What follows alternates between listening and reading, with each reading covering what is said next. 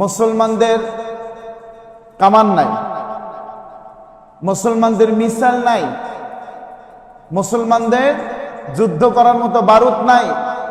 কিন্তু আমি স্পষ্ট ভাষায় বলতে চাই, মিসাইলের থেকেও শক্তিশালী মুসলমানদের ইমানি জজবা আছে। কথা বলেন ঠিক কিনা? কারণ এই মুসলমানদের ইমানি জজবার কারণে, ইমান থাকার কারণে এই পৃথিবীর জমিনে যত কাফের মুশরিক বেঈমান আছে, মুসলমানদেরকে নিধন করার জন্য তারা যত পরিকল্পনা বাস্তবায়ন করার চেষ্টা করুক না কেন, তারা এই ইমানের কাছে তাদের সমস্ত মিসাইল গোলা বারুদ হার মেনে যাবে ইনশাআল্লাহ। প্রিয় ভাইরা, যেমন দেখেন বর্তমান পরিস্থিতি, পাকিস্তান ইন্ডিয়ার মধ্যে যুদ্ধ চলছে। কথা বলেন ঠিক কিনা? পাকিস্তান এবং ইন্ডিয়ার মধ্যে কি চলছে?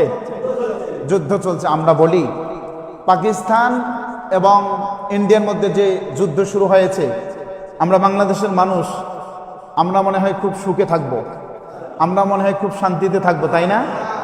এখানে মজা নেওয়ার কোনো কিছুই নাই। কারণ দুই দেশে যে যুদ্ধ শুরু হয়েছে, এই যুদ্ধের কারণে আমার প্রিয় মাতৃভূমি 56,000 বর্গমাইলের এই রাষ্ট্রটা ক্ষতিগ্রস্ত হবে। কথা বলেন ঠিক কিনা? তবে ইন্ডিয়ার নরেন্দ্র মোদি, এই মোদি সরকার তার ক্ষমতা বা তার শাসন আমলে মুসলমানদের উপরে যে পরিমাণ নির্যাতন, যে পরিমাণ আঘাত আক্রমণ করেছে, জাহিলিয়াতকেও হার মানিয়েছে। কথা বলেন ঠিক কিনা? কারণ ইন্ডিয়ার জমিনে মুসলমানেরা স্বাধীনভাবে ওরা মসজিদে গিয়ে আল্লাহ পাক রব্বুল আলামিনের ইবাদত করতে পারে না।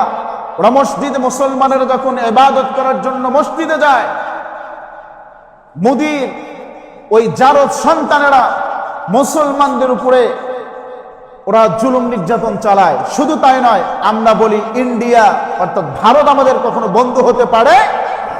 আমরা কিয়ামত পর্যন্ত বিশ্বাস করি যে ইন্ডিয়া আমাদের কখনো কোনো মুহূর্তের জন্য বন্ধু হতে পারে, কারণ ও মুসলমানদের চরম শত্রু। শুধু কি এতটুকুর মধ্যেই সীমাবদ্ধ আছে? না, মুসলমানদের শত বর্ষের ঐতিহ্য বাবরি মসজিদকে ওরা ধ্বংস করে দিয়ে সেখানে রাম মন্দির প্রতিষ্ঠা করেছে। কথা বলেন ঠিক কিনা?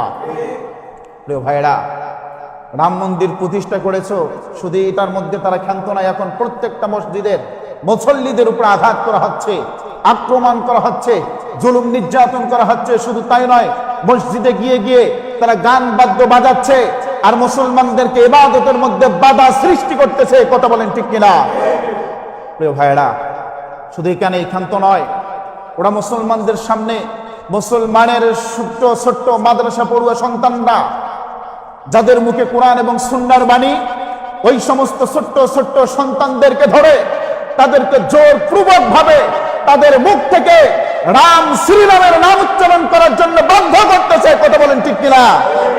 প্রিয় ভাইরা, এজন্য তো নবী করিম সাল্লাল্লাহু আলাইহি ওয়াসাল্লাম বলেছেন, গাজিয়াতুল হিন্দ, এই গাজিয়াতুল হিন্দ শুরু হয়ে যাবে। যখন গাজিয়াতুল হিন্দ শুরু হয়ে যাবে, মুসলমানের অসংখ্য মুসলমান শহীদ হয়ে যাবে, তবে তাদের রক্তের বিনিময়ে, গাজওয়াতুল হিন্দের বিনিময়ে এই ভারতবর্ষতে মুসলমানরা বিজয় লাভ করবে। সুবহানাল্লাহ বলেন। এজন্য প্রিয় ভাইয়েরা, শুধু অস্ত্র শস্ত্রের বিনিময়ে নয়, ইমানের দিক থেকেও আমাদেরকে আমাদের জনবল, আমাদের মন মস্তিষ্ক এখন পর্যন্ত প্রস্তুত রাখতে হবে, তৈরি রাখতে হবে। পারবো তো ইনশাআল্লাহ? আসুন প্রিয় ভাইয়েরা, আল্লাহ পাক রব্বুল আলামিন তামাম পৃথিবীর সমস্ত মুসলিম রাষ্ট্র থেকে শুরু করে প্রত্যেকটা ইমানদার মুসলমানদেরকে আল্লাহ হেফাজত করেন। সকল বলেন আমিন।